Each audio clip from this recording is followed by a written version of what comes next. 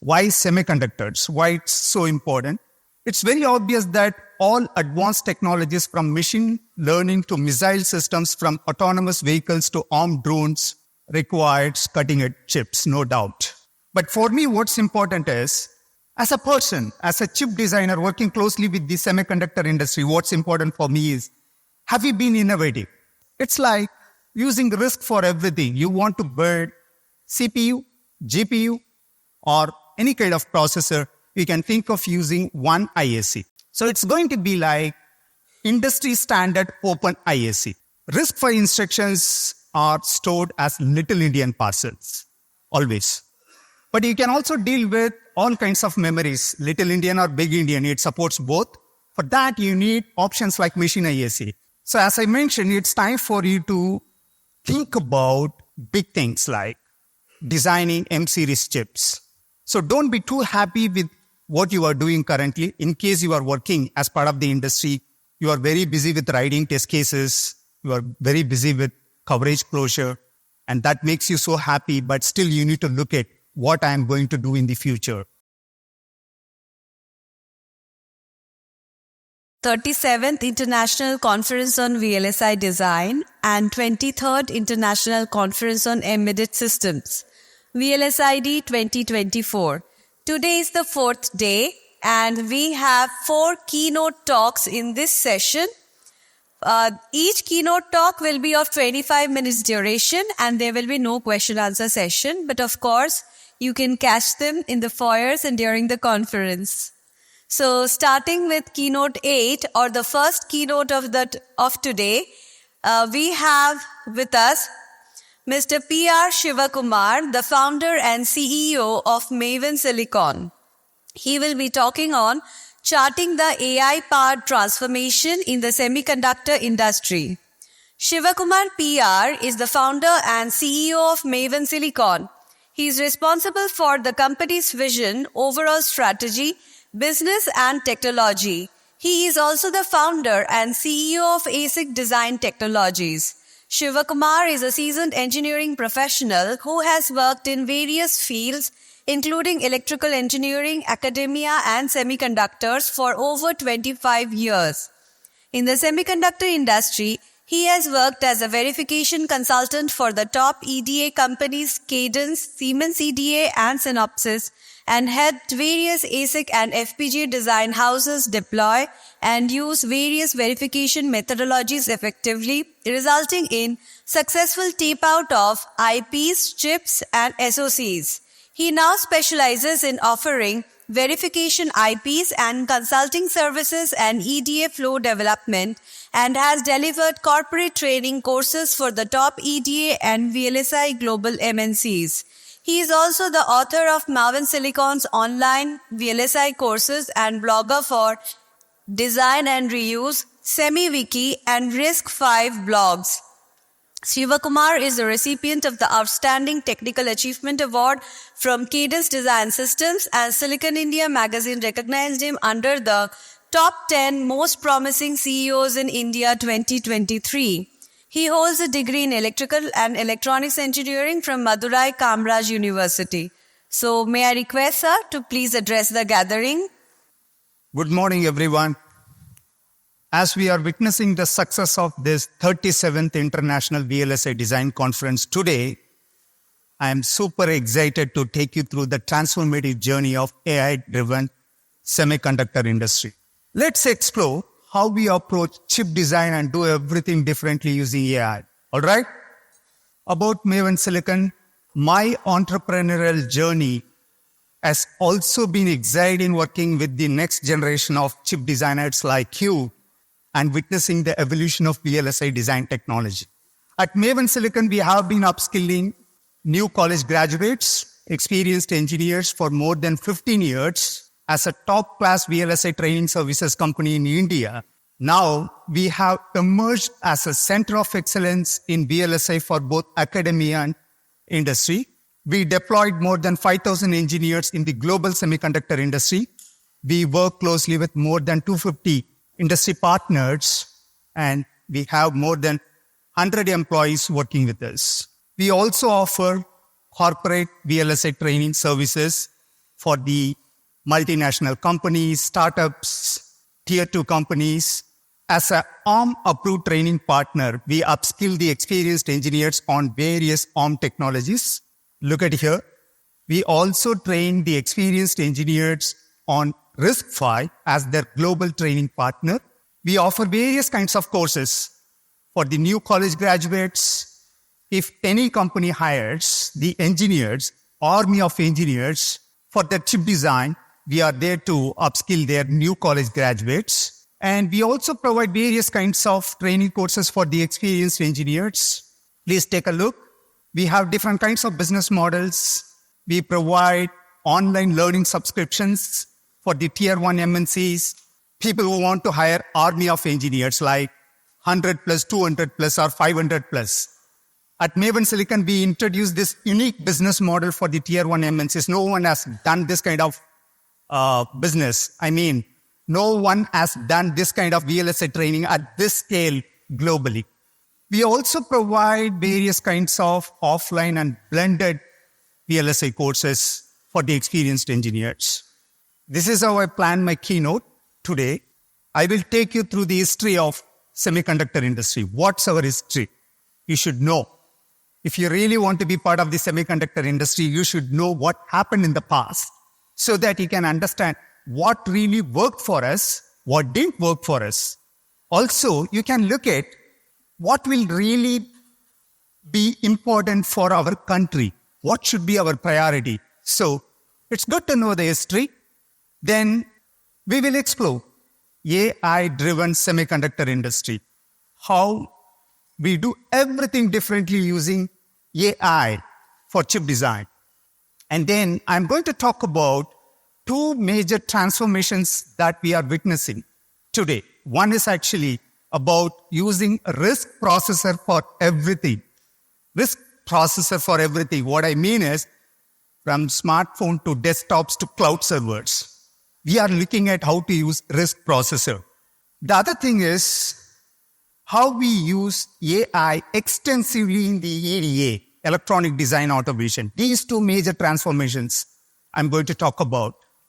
And then I want to share a few important suggestions for the next generation of chip designers. All right. Why semiconductors? Why it's so important? It's very obvious that all advanced technologies from machine learning to missile systems, from autonomous vehicles to armed drones requires cutting-edge chips, no doubt. But for me, what's important is, as a person, as a chip designer working closely with the semiconductor industry, what's important for me is, have we been innovative? That's a good indicator, right? If there is no demand for chip design, then why do we need to be creative? Are we creative? Have we been innovative all these years? That's the thing we all need to look at. So, look at how the journey has been. Innovation. Our journey started off with the x86 architecture. Companies like Intel and AMD, they were using x86 for everything. And then later on, ARM introduced RISC processor, their RISC processor, reduced instruction set computer, and they made this fabless IP business model so popular. And then NVIDIA introduced its GPU.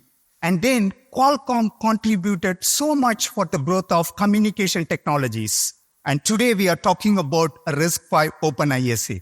That's very important for me. Are we doing something new? Yes. Today we are all talking about RISC-V Open ISA. So I'm going to explain why this RISC processor is so important. Today, everyone is talking about using AI for chip design and how this is going to happen through RISC-V. I'm going to explain that. Also, you look at how things are happening in the EDA industry. The journey has been with various technologies. We started our journey with old technologies like 180 nanometer, then 130 nanometer, 65 nanometer, 45 nanometer. Today, we are talking about making chips using 5 nanometer and 2 nanometer. Right? That's again another good indicator how we are growing in the semiconductor industry. AI evolution, artificial intelligence. This evolution will create new demand for the semiconductor industry. That's what I'm going to explain today. Evolution. One thing that I want to tell you, our journey started off with making calculators. When we introduced calculator to the world, everyone was so scared, like, how the future is going to be. I'm going to lose my job. That was the scenario. Today, same thing is happening. When we talk so much about artificial intelligence, we all think like, what is going to happen to us? But the fact is, whether we like it or not, AI is going to compete with us. Then, how to approach the future? I'm going to explain. Our journey started off with making calculators. Chip design was so popular for making calculators. Then PCs became popular. Then entrepreneurs like Steve Jobs made smartphones so popular. And then we were making chips for IoT. And today, we are all looking at making new chips for the evolution of AI, artificial intelligence. Supply chain, how we make the chip. Look at smartphone, how Apple makes iPhone. They make a chip called A17. I'm talking about the latest version. This SoC is very complex. It demands all kinds of IPs. When I say IPs, primarily processors and interface IPs. If you look at processors, not only CPUs and GPUs, nowadays, more than 40% they use accelerators, primarily for edge computing.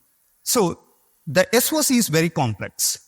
It demands various kinds of IPs. If you look at the IP development, it happens in various countries. Countries like United States, UK, and India. When it comes to IP development, we contribute so much. We contribute something significant to the IP development. We have army of engineers. I was working as a verification consultant in the EDA industry, right? I can see many, many talented engineers like me in the semiconductor industry. So we are very popular for design verification and physical design. And it's time for us to look at big things like how to build the chip. We need to think beyond design services. That's my personal experience. So we do so much for the IP development. Look at India. India is there on the map. When I was referring to the book, Chip was written by Chris Miller, I didn't find India anywhere. That's where I thought like it's better to explain this way, right? So the chip demands all kinds of IPs. It happens in the countries like United States, UK, Israel, India, and many other countries. Then the chip goes to Taiwan. There are foundries like TSMC. They fabricate the chip. To fabricate the chip, they buy wafers, chemicals from countries like Japan. So you need to know how it happens, right? So they get the materials from countries like Japan. Then the chip goes to countries like Malaysia for the packaging. And then finally, the board goes to countries like China, where the product assembly happens. And that's how you get the iPhone. So it's pretty complex. There are many countries involved in this supply chain. That's where today everyone is looking at ambitiously like how we can also be part of this supply chain. So for India, what is the priority is like how we are going to contribute to the manufacturing ecosystem. Let's look at our ecosystem, Indian semiconductor ecosystem. No doubt, our industry is going to grow as $1 trillion industry by 2030. But the big question is, are we ready with the engineers, workforce? In India, we have more than 2,000 engineering colleges, and together we produce millions of engineers. But when it comes to hiring the skilled engineers, we get maximum like 10,000 or 20,000 engineers for the semiconductor industry. It's very minimal. That's where we are looking at like how to produce more skilled engineers. Maven Silicon is there to bridge the gap between industry and academia. How we are bridging the gap, I'm going to explain. Let's take a look. AI-driven semiconductor industry. Artificial intelligence is becoming so popular because we are looking at using AI everywhere. We are looking at how to use AI to realize smart world. When I say smart world, it's about having digital home to intelligent factories. Or you look at transportation. We are trying to automate everything from ADAS to autonomous vehicles. So AI demands advanced cloud data centers. So we are looking at how to upgrade the existing data centers. It's time for us to create new kinds of CPUs, domain-specific CPUs, GPUs. GPUs have become so popular because of the evolution of AI. And then we also need to create different kinds of accelerators. So this is creating the demand for semiconductor industry. We are exploring how to create domain-specific CPUs, GPUs, accelerators. At the same time, to build the advanced AI chips, we need new options like chiplets or 2.5D or 3D packaging. So whatever we do as part of our industry, the kind of advanced chips we make, it's going to help for the evolution of AI. In parallel, EDA folks, they are also looking at how to use AI to automate the design flow as much as possible. And that is going to accelerate the chip design process further. And this is cyclical. So this is how AI is going to evolve further. Without making advanced AI chips, we can't expect AI to become something like a great technology. With the help of AI, we are trying to realize smart world, transportation. You consider transportation from ADAS to autonomous vehicle. We are trying to automate everything. And then we are exploring how to use AI in various fields like communication, healthcare, and other fields. How we are trying to use RISC for everything, reduced instruction set computer. This is one good example. Apple is using ARM processor for their MacBook. Do you know? How many of you know this? Have you heard about M-series chips? So they have created M1 series, M2 series, and M3 series. You look at M3 series, the complexity varies from 25 billion to 92 billion transistors fabricated on 5 nanometer technology. The complexity varies mainly because of the number of cores. Look at the details. GPUs for M3, 40 cores, and for M1, only 10.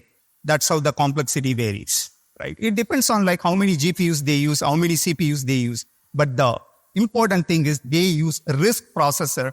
It has always been like using x86 for desktops. And first time Apple introduced, yes, we can also realize desktops using RISC processor. This is good, but there are challenges, even for Apple also.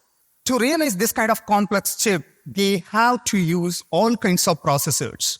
Now, look at the evolution of AI. It demands various kinds of accelerators. So, you need CPUs, GPUs, accelerators, DSP, digital signal processors, various kinds of processors.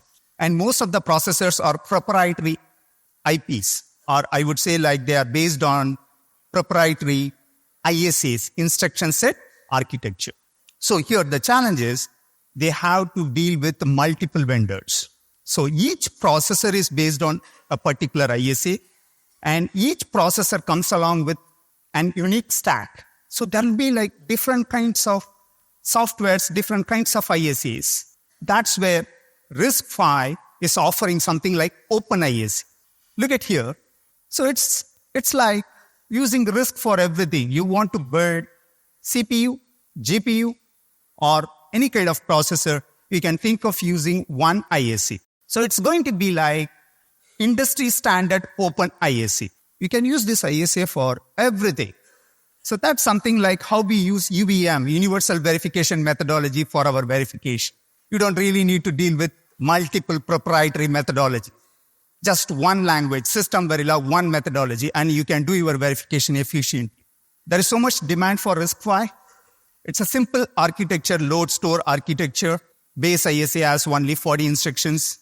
When I went through all the documents, RISC-V documents, I sat alone and then I was trying to visualize how this ISA works. That's what I'm trying to share with you. It has 32 registers. There is one special register called PC, base ISA. It has 40 instructions. You can do almost everything with this base ISA. You can think of creating any kind of accelerators with base ISA itself. In case you want support for the general purpose software development, you can think of using standard extensions. There are various kinds of extensions like multiplication, division, single precision, double precision. RISC-V instructions are stored as little Indian parcels, always. But you can also deal with all kinds of memories, little Indian or big Indian. It supports both. For that, you need options like machine ISA. So, what we have seen, base ISA and extensions, they are part of unprivileged architecture. There is a layer called privileged architecture. Why you need privileged architecture? If you if you are looking at like how to connect external memory devices with your processor, or if you want to deal with external interrupts, for example, you may need facilities like dealing with traps, interrupts, or physical memory protection, you need this option. RISC-V provides application binary interface for the software folks who want to create the software. Now, as an engineer, you tell me like each register is 32 bits, then I can think of having maximum 4 GB of RAM. Whether will it be good for my desktop? That's where supervisor ISA provides an option called virtual memory management. So in case you want to have virtual memory address, and then you can go up to even 8 GB or up to any value, right? So that increases the address space. I hope you all can understand virtual memory management. So the purpose of supervisor ISA is primarily for virtual memory, and then it also provides memory protection through read, write, execute permission. Now, you have supervisor. RISC-V offers SBI, supervisor binary interface, for the embedded folks who want to create operating system kernel. And then you have operating system. Application developers can think of using ABI, application binary interface, to develop their software. And then hypervisor extension. It's not ratified. It's going to be there in the future. With hypervisor, you have HBI, hypervisor binary interface. Embedded folks can think of creating hypervisor. And then with hypervisor, you can think of running multiple operating systems. And then each operating system can have its own suite of applications. And then RISC-V also provides specification for debug, platform level interrupt controller to deal with external interrupts. And debug is primarily for debugging the processor itself. While booting the operating system, things are not happening, then you might want to look at general purpose registers or CSRs, and then what is the current state, and then how to debug the processor. You can do that. But that's primarily for debugging the software when it comes to debug. And then always visualize RISC-V like this. There are 4 major ISAs. One is RV32I. The other one is RV32E. When I say 32E, it is going to have only top 16 registers. That's the only difference. And the 64I. When I say 64I, every register is going to be 64 bits to increase the address space. And then 128I. In the future, 128I will be there, and then you can think of having 128 bits registers. So these are all the instructions. You can download this green card from riscvi.org, and then you can play with it. It is a very clean ISA, instruction set architecture. And I would suggest every engineer to explore RISC-V processor. Whether you are going to be a verification engineer or implementation engineer or design engineer, you should know processor, fundamentally how a processor works. Then you will be good for everything. How we are trying to use AI in the EDA, it's all about doing more projects with few resources. For example, you look at design verification. There are many mundane things that we do, like writing test cases or cleaning up the simulation failures, coverage closure. All these things can be automated. So it's time for you to look at big things like how to design RISC-V processor, or how to use a RISC processor to build chips like M-series chips. So there are a few important suggestions I would like to share with the next generation of chip designers. Today we have a panel discussion. The topic is next generation chip designers for the AI-driven semiconductor industry. As a moderator, I'm going to discuss with the distinguished professors and industry experts. They will be sharing their perspectives, so please attend our panel discussion. It's going to be at 3:15 p.m. today. So as I mentioned, it's time for you to think about big things like designing M-series chips. So don't be too happy with what you are doing currently. In case you are working as part of the industry, you are very busy with writing test cases, you are very busy with coverage closure, and that makes you so happy, but still you need to look at what I am going to do in the future. You just think about it. What if we automate the physical design completely? What if? It's not going to happen tomorrow. It will take maybe 5 years or 10 years, right? So EDA folks, they might be looking at like training their large language models on various layouts. And then eventually, if they are going to automate the complete physical design, then what are you going to do? That's where I see like, even if someone is working as a design verification engineer, there is a big opportunity for him to own the entire design. See, that's how verification engineers will emerge. They are going to work closely with the chip architects. And then we are not going to look at like, oh, we need to have design engineers for design and then verification engineers for verification. There will be many things automated. So we expect the engineers to multiplex with big things like design and verification. You got what I'm saying? So how I am visualizing the future? This is my quote. Let's design AI chips. Let AI implement its AI chips. Thank you. One round of applause for the speaker. Yes, a rapturous applause. It was really wonderful. Thank you, sir, for the talk, and thank you for highlighting the challenges of AI. AI is really breathing down all of our necks, and for showing us the future path.